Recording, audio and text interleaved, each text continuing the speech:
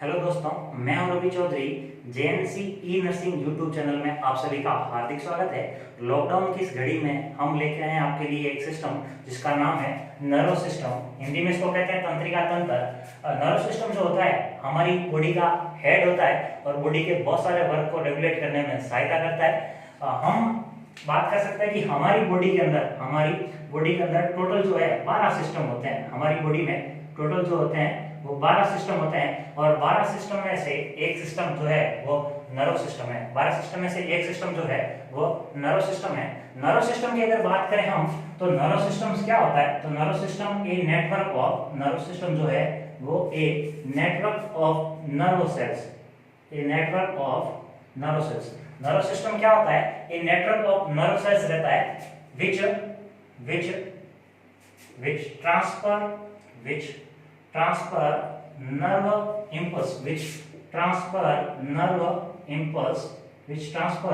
nerve impulse between body part।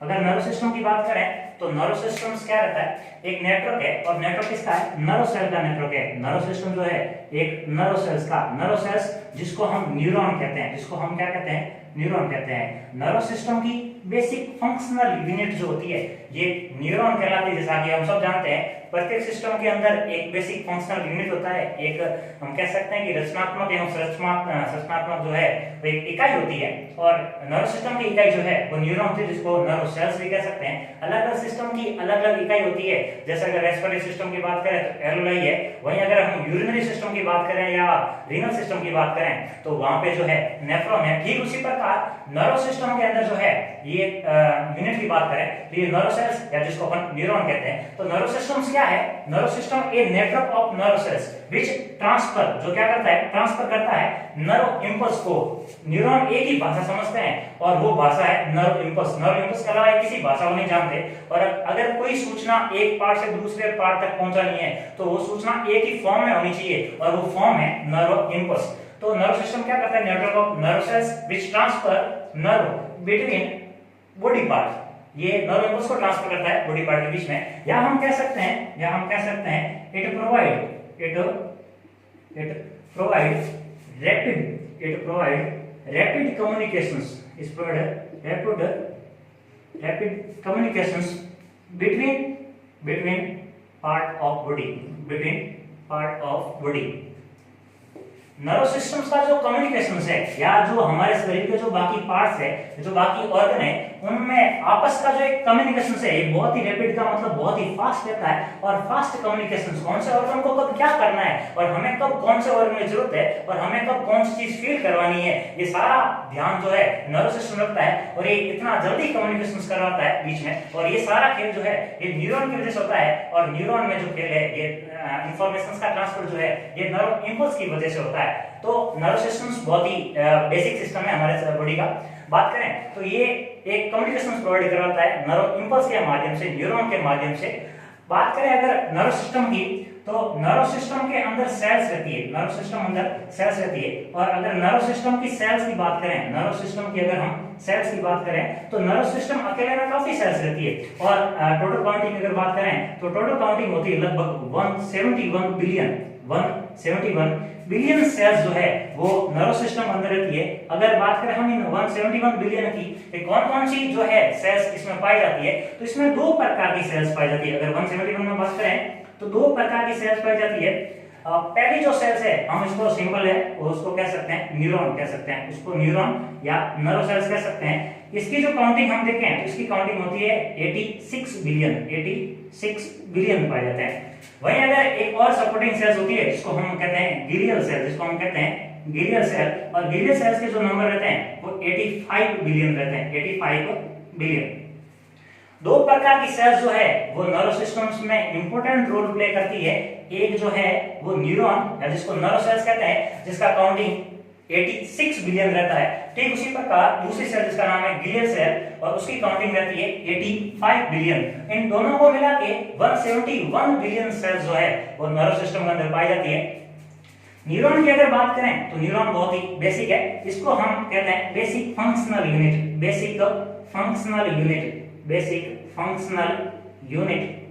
Unit of nerve system. Nervous system की basic functional unit, basic functional क्रियात्मक इकाई जो है nervous system की वो है न्यूरॉन, वो है न्यूरॉन। ये नर्व इंपल्स को जो ट्रांसफर करती है, सूचनाओं को एक पार्ट से दूसरे पार्ट तक देने का काम जो करती है वो न्यूरॉन करती है। और न्यूरॉन को सपोर्ट करने के लिए, न्यूरॉन को सपोर्ट करने के लिए एक सेल्स होती है जिस सेल का नाम है ग्लियल सेल्स, और ये प्रोवाइड करवाती है, ये प्रोवाइड कराती है स्ट्रक्चर, ये प्रोवाइड कराती है structure and metabolic support, and metabolic support. इसके अलावा अगर ग्लियल सेल्स की बात करें, आगे से और पढ़ेंगे हम ग्लियल सेल के बारे में, तो ग्लियल सेल्स और दो मेजर काम करती है, जिसमें से एक काम तो है ये पैथोजन को रिमूव करती है। जो नर्व सिस्टम अगर कोई पैथोजन आ जाता है, कोई अगर पैथोजन आ जाता है जो हार्म पहुंचा सकता है नर्व सिस्टम्स को, न्यूरॉन्स को, उस पैथोजन्स को जो है ये किल करने का जो काम करती है, पैथोजन को जो किल करने का काम करती है, ये काम करती है ग्लियल सेल्स। वी कैन से ये चीज जो है पैथोजन को किल करना एक प्रोसेस है, इस प्रोसेस को कहते हैं फैगो, इस प्रोसेस को कहते हैं फैगोसाइटोसिस। और ग्लियल सेल में भी कौन सी सेल्स है जो ये फैगोसाइटोसिस का वर्क करती है, हम आगे के लेक्चर में जरूर पढ़ेंगे, आगे के टॉपिक में। इसके अलावा एक और काम करती है कि अगर कोई न्यूरॉन जो है, अगर कोई न्यूरॉन जो है वो डैमेज हो जाए या डेड हो जाए, अगर न्यूरॉन्स, अगर कोई डेड न्यूरॉन है, डेड न्यूरॉन है, उस डेड न्यूरॉन को जो है वो रिमूव करने का काम, रिमूव करने का काम जो है ये भी ग्लियल सेल करती है। तो ग्लियल सेल्स के अगर नंबर की बात करें तो 85 बिलियन होती है, और ये क्या करती है मेटाबॉलिज्म में भी सहायता करती है, इसके अलावा स्ट्रक्चर को सपोर्ट करने में भी सहायता करती है नर्व सिस्टम्स को। और इसके अलावा और काम हम देखेंगे, ये पैथोजन को किल करती है, और पैथोजन को किल करना या किसी बैक्टीरिया को किल करने का जो प्रोसेस है वो फैगोसाइटोसिस कहलाता है। इसके अलावा जो डेड न्यूरॉन होते हैं उनको रिमूव करने का काम जो है वो ग्लियल सेल्स का रहता है। न्यूरॉन्स की बात करें तो न्यूरॉन के बारे में हमने पढ़ा कि ये बेसिक फंक्शनल यूनिट रहता है, और इसके अलावा न्यूरॉन जो है ये नर्व इंपल्स को ट्रांसफर करता है, ट्रांसफर नर्व इंपल्स को ट्रांसफर करने का जो काम है वो न्यूरॉन करता है। ये दो सेल्स होती रहती है, ये नर्व सिस्टम के अंदर बहुत ही बेसिक है। देन बात करें अपन कि अपने ये तो देखा कि नर्व सिस्टम के अंदर जो है वो सेल्स कितनी रहती है 171 बिलियन, जिसमें हमने देखा कि ग्लियल सेल्स कितनी थी, तो ग्लियल सेल्स थी 85 बिलियन, और जो नर्व सेल्स या न्यूरॉन सेल्स थी उसकी काउंटिंग जो थी वो 86 बिलियन देखी थी अपन ने, 85 बिलियन ग्लियल सेल्स थी। ओके, बात करें अगर बॉडी की कि नर्व सिस्टम में अगर इतनी सेल्स रहती है तो हमारी बॉडी में सबसे ज्यादा सेल कौन सी थी, ये क्वेश्चन बार-बार बनता है और अपने नॉलेज के लिए होना भी चाहिए कि कौन सी सेल्स है जो हमारी बॉडी में सबसे ज्यादा पाई जाती है, जिसको हम कहते हैं most abundant cell in body, most abundant cell in body.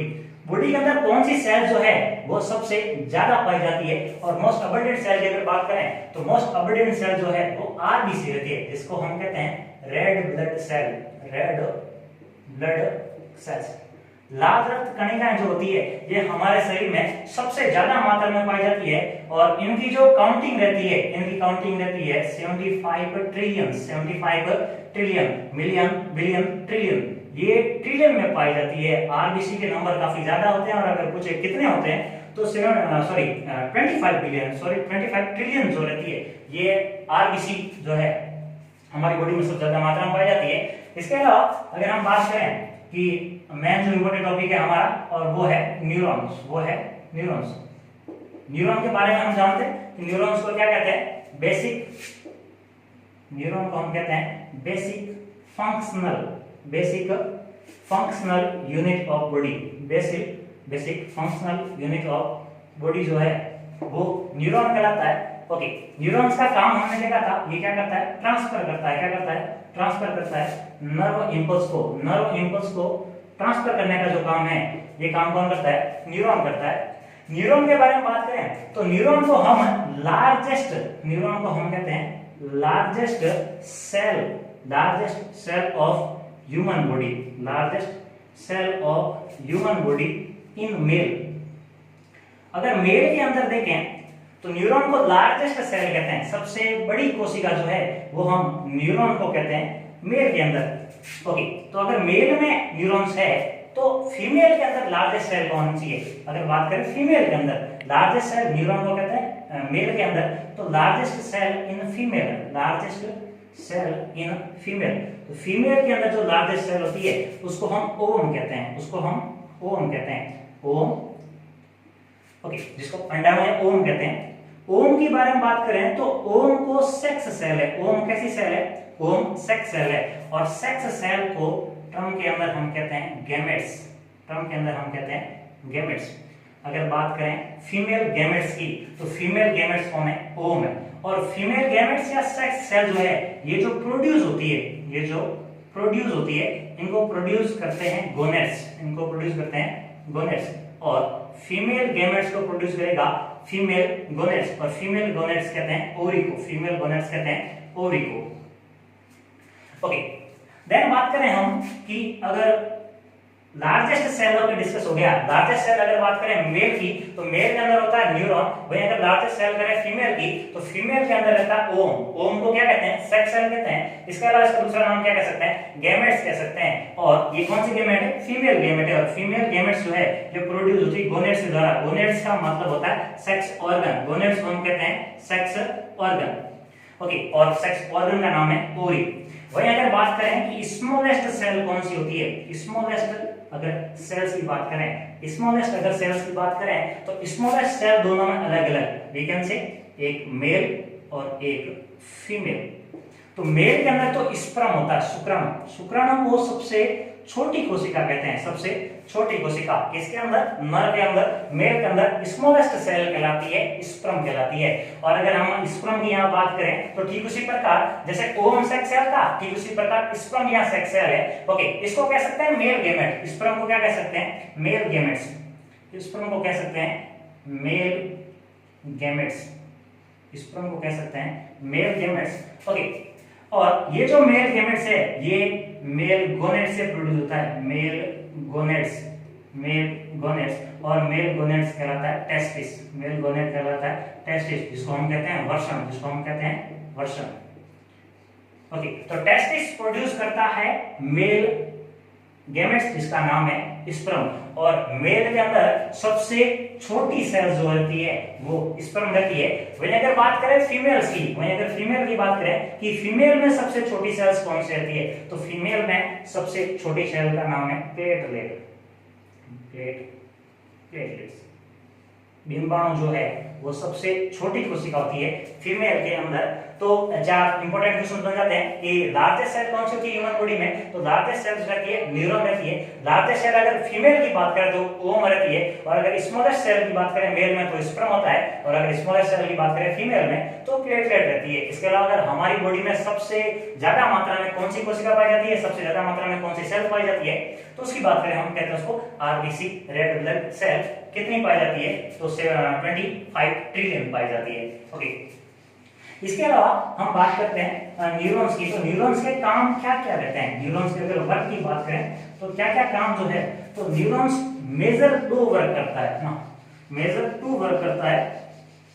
देखो, पहला जो वर्क है फर्स्ट वर्क इसका जो होता है वो होता है सेंसेशन। फर्स्ट वर्क जो रहता है वो सेंसेशन होता है। और सेकंड वर्क जो है हम उसको मूवमेंट कहते हैं। सेकंड वर्क को हम मूवमेंट कहते हैं। न्यूरॉन के 2 मेजर वर्क, न्यूरॉन के 2 मेजर वर्क। पहला वर्क की बात करें, पहला वर्क जो है सेंसेशन और दूसरा वर्क जो है वो मूवमेंट होता है। सेंसेशंस का मतलब होता है फील करना, फील। सेंसेशन का मतलब फील होता है और मूवमेंट का मतलब एक्शन। जैसा कि हम न्यूरॉन के अगर टाइप पढ़ते हैं बाद में, अगर अगले लेक्चर में पढ़ेंगे पर, तो न्यूरॉन एक सेंसरी न्यूरॉन होते हैं, एक मोटर न्यूरॉन होते हैं, और कुछ न्यूरॉन जो रहते हैं मिक्स रहते हैं जिनमें सेंसरी और मोटर दोनों के वर्क होते हैं। तो सेंसरी न्यूरॉन वर्क का काम क्या होता है कि इंफॉर्मेशंस को हमारे बॉडी पार्ट से कहां लेके जाना, ब्रेन तक लेके जाना। और मोटर का काम क्या होता है ब्रेन से इंफॉर्मेशंस को कहां लेके आना, बॉडी पार्ट तक लेके आना। तो सेंसेशन का मतलब फील करवाना। एक्चुअली जैसे मैंने यहाँ टच किया तो स्टिमुलाई गई है ब्रेन के अंदर, सेंसरी है, स्टिमुलाई गई ब्रेन के अंदर और हमें फील करवाया कि टच। ओके, वहीं अगर बात करें मूवमेंट की बात करें, ओके, तो मूवमेंट क्या है? अब ब्रेन ने वापस इंपल्स भेजी है और यहाँ जो वापस मूवमेंट हुआ है ये मूवमेंट। तो 2 काम न्यूरॉन्स के, पहला सेंसेशन और दूसरा होता है मूवमेंट। ओके, इसके अलावा अगर हम न्यूरॉन्स की बात करें तो न्यूरॉन जो है, न्यूरॉन के अंदर न्यूरॉन्स जो है ये does not have does not have power of regenerations.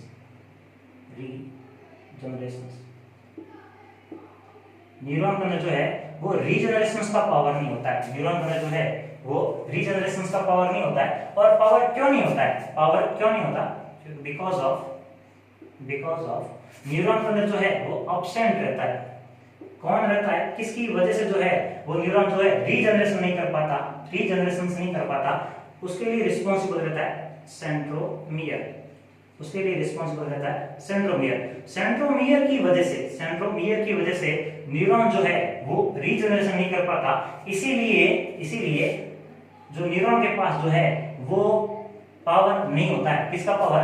Regeneration का पावर नहीं होता है। इट मींस कि अगर न्यूरॉन एक बार डैमेज हो गया तो वापस रिवर्सिबल चेंजेस उसमें जो है इरिवर्सिबल चेंजेस हो जाते हैं और उसको वापस रिवर्सिबल नहीं कर सकते, वापस वो जिंदा नहीं हो सकता। पर बात करते हैं न्यूरॉन्स की। आगे हम पार्ट देखेंगे डेंड्राइट, सेल बॉडी, एक्सॉन्स।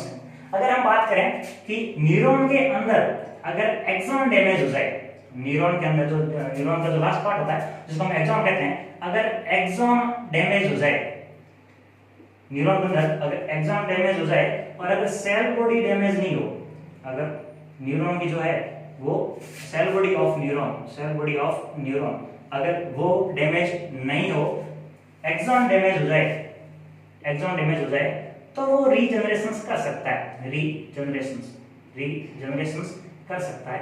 और उसको रीजनरेशन करने में जो सेल हेल्प करती है उस सेल को हम कहते हैं गाइड पोस्ट सेल। उन सेल को हम कहते हैं guide post cell.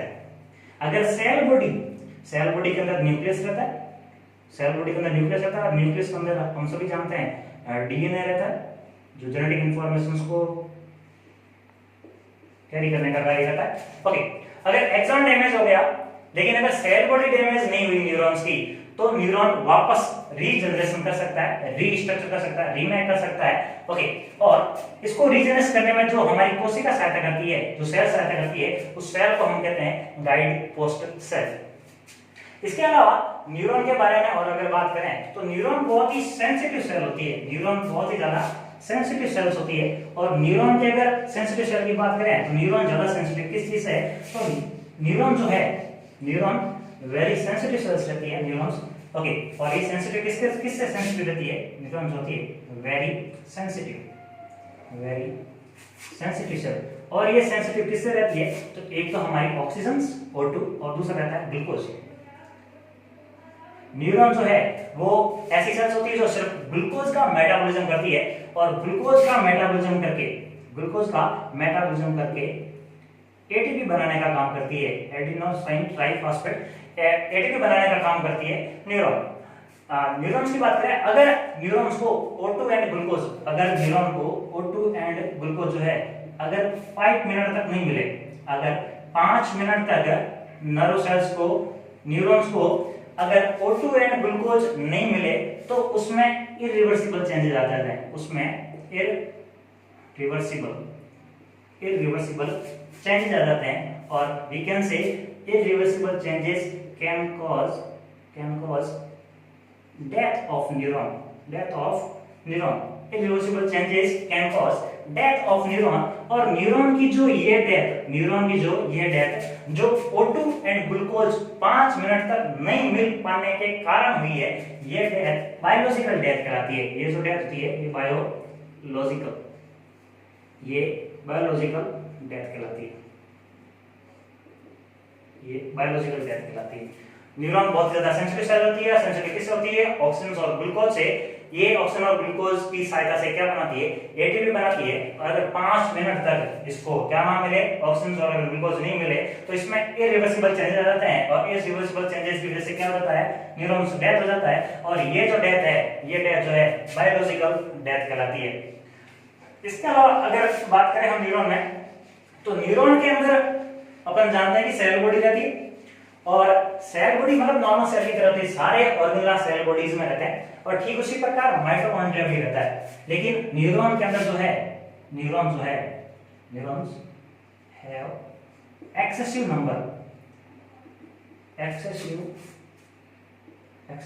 Number of mitochondria mitochondria.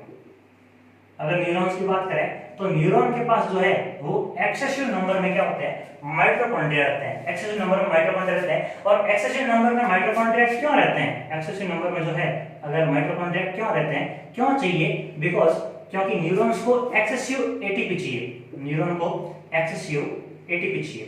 Neuron को वर्क करने के लिए अधिक ऊर्जा की जरूरत पड़ती है और अधिक ऊर्जा के कारण हम सब जानते हैं कि माइटोकॉन्ड्रिया को पावर हाउस ऑफ सेल कहते हैं, कोशिका का शक्ति गृह, power house of cell, power house of cells, power house of cells कहते हैं। किसको कहते हैं, माइटोकॉन्ड्रिया को। ओके, क्यों, क्योंकि माइटोकॉन्ड्रिया क्या करता है, माइटोकॉन्ड्रिया एटीपी बनाता है और माइटोकॉन्ड्रिया एटीपी बनाता है और न्यूरॉन्स को एक्सेसिव एटीपी चाहिए। क्या चाहिए, न्यूरॉन को एक्सेसिव एटीपी चाहिए और एक्सेसिव एटीपी चाहिए तो सिंपल सी बात है कि एटीपी कौन बनाता है, तो एटीपी बनाता है माइटोकॉन्ड्रिया। ऊर्जा कौन बनाता है, ऊर्जा माइटोकॉन्ड्रिया बनाता है। तो सिंपल सी बात है ज्यादा नंबर किसके होंगे, माइटोकॉन्ड्रिया के नंबर ज्यादा रहते हैं।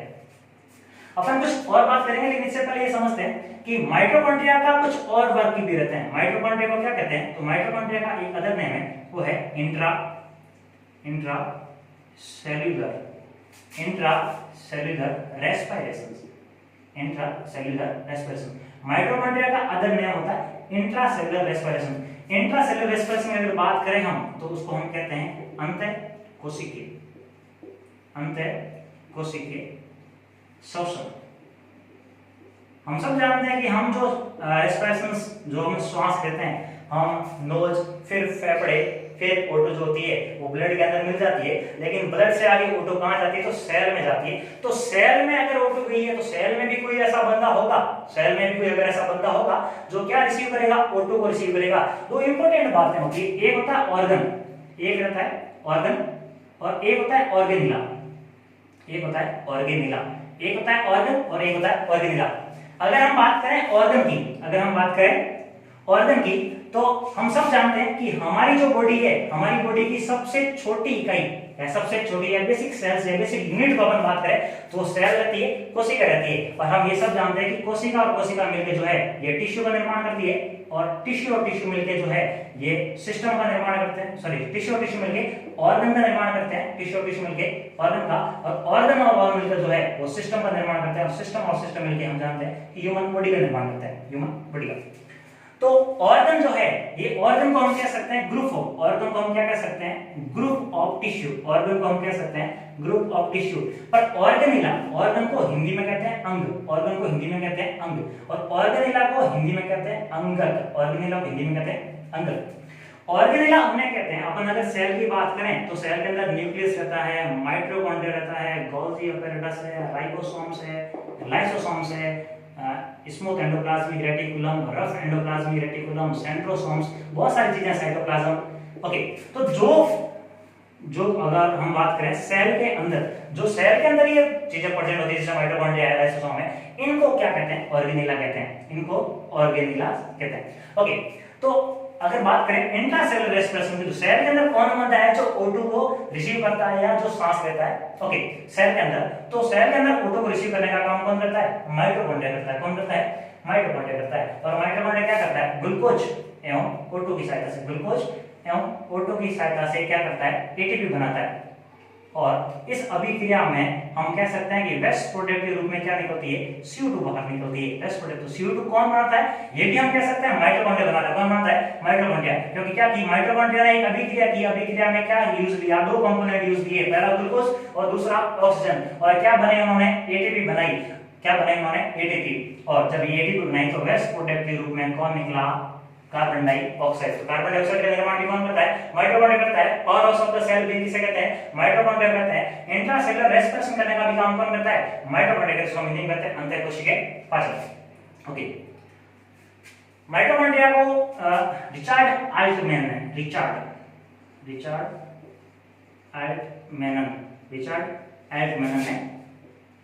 1890 के अंदर, 1890 के अंदर रिचर्ड आल्टमैन ने इस ऑर्गन को नाम दिया, और वो नाम जो था उस नाम को कहते हैं बायोब्लास्ट। नाम को क्या कहते हैं, बायोब्लास्ट। उस नाम को कहते हैं बायोब्लास्ट। ओके, देन 1890 के बाद एक साइंटिस्ट आया, उस साइंटिस्ट का नाम था कार्ल, साइंटिस्ट का नाम था कार्ल बेंदा एल्टमैन जो था उसने 1890 के अंदर जो है वो माइटोकॉन्ड्रिया को क्या बोला था, बायोब्लास्ट बोला था। पहले माइटोकॉन्ड्रिया को बायोब्लास्ट ही बोलते थे।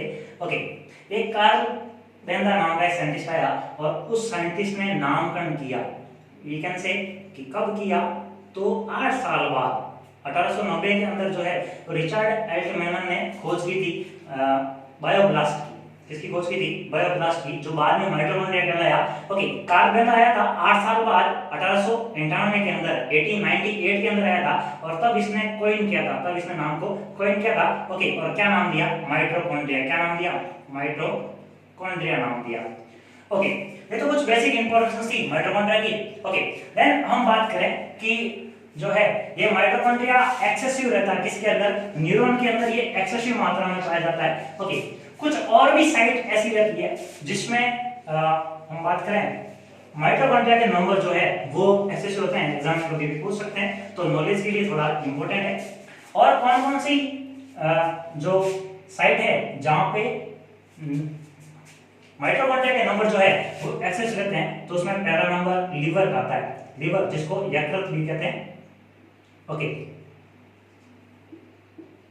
यकृत, जिगर का टुकड़ा यकृत, लीवर को कहते हैं। लीवर के अंदर भी एक्सेसिव नंबर में माइटोकॉन्ड्रिया पाए जाते हैं, क्योंकि लीवर भी मेटाबॉलिज्म और बहुत सारे इंपॉर्टेंट रोल प्ले करता है बॉडी के अंदर, लीवर भी। इसके अलावा स्पर्म, जो इसको शुक्राणु बोलते हैं, शुक्राणु, शुक्राणु के अंदर भी माइटोकॉन्ड्रिया के नंबर बहुत ही एक्सेसिव पाए जाते हैं। और देन बात करें लास्ट जो है वो स्केलेटल मसल्स, स्केलेटल मसल्स, वो मसल्स जो हमारी बोन से जुड़ी रहती है, वो पेशियां, कंकालीय पेशियां कहते हैं इनको, कंकालीय पेशी, कंकालीय पेशी, स्केलेटल मसल्स, वो पेशी जो हमारी अस्थि से जुड़ी रहती है, वो पेशी जो हमारी हड्डी से जुड़ी रहती है, उन हड्डियों को क्या कहते हैं, सॉरी उन अस्थियों को, उन हड्डियों को, जिन हड्डियों से क्या जुड़ी रहती है, हमारी मांसपेशियां जुड़ी रहती है, उन पे मांसपेशियों को कंकालीय मांसपेशी कहते हैं, स्केलेटल मसल्स कहते हैं। इन तीनों के अंदर और लास्ट जो है वो कौन है? न्यूरॉन। इन 4 चीजों के अंदर जो है वो माइटोकॉन्ड्रिया के नंबर बहुत ही ज्यादा मात्रा में पाए जाते हैं। बिकॉज स्केलेटल मसल्स की बात करें अगर, जब हम वर्कआउट वगैरह करते हैं, जब हम रनिंग वगैरह करते हैं, है ना, तो इनको भी एटीपी की बहुत ज्यादा जरूरत पड़ती है। और शुक्राणु को जो है अपन ने देखा कि मूवमेंट करके जाना पड़ता है एम्पुलर पार्ट में, जैसा कि हम सब जानते हैं। ओके, वहां भी इसको एक्सेसिव एनर्जी चाहिए होती है, इसीलिए मूवमेंट के अपोजिट डायरेक्शंस में जाता है, तो इसको काफी एनर्जी चाहिए होती है। इसके अलावा लीवर भी बहुत इंपॉर्टेंट रोल प्ले करता है, इसलिए इसको भी एक्सेसिव नंबर में माइटोकॉन्ड्रिया होते हैं, क्योंकि इसको भी एक्सेसिव एटीपी चाहिए होती है। ओके, देन बात करें हम कि न्यूरॉन्स के जो है वो 2 कैरेक्टरिस्टिक होते हैं, न्यूरॉन्स के जो है वो 2 कैरेक्टरिस्टिक होते हैं। कौन कौन सा कैरेक्टरिस्टिक है? एक को कहते हैं इरिटेबिलिटी, इरिटेबिलिटी, एक को कहते हैं इरिटेबिलिटी और दूसरे को कहते हैं कंडक्टिविटी, कंडक्टिविटी। 2 चीजें, फर्स्ट वन इरिटेबिलिटी और सेकंड वन कंडक्टिविटी। इरिटेबिलिटी का मतलब जो होता है it ability to initiate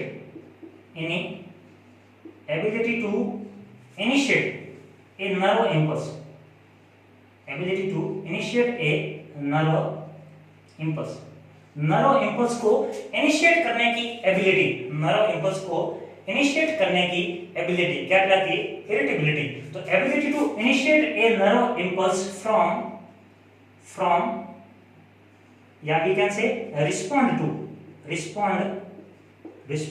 stimuli। जब हमें कोई स्टिमुलाई मिलती है और उस स्टिमुलाई को नर्व इंपल्स में कन्वर्ट करने की जो एबिलिटी की जो शुरुआत करता है, जिसको क्या कहते हैं? इरिटेबिलिटी। क्या कहते हैं? इरिटेबिलिटी। तो इरिटेबिलिटी का मींस क्या होता है? Ability to initiate a nerve impulse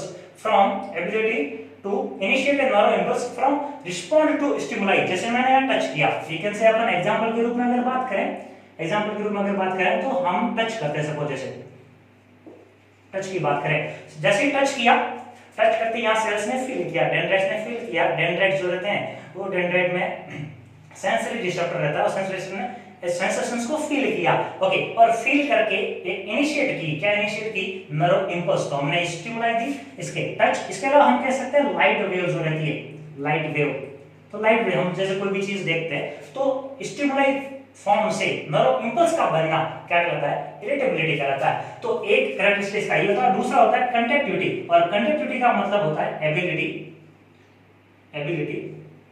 conductivity का मतलब होता है एबिलिटी टू कंडक्ट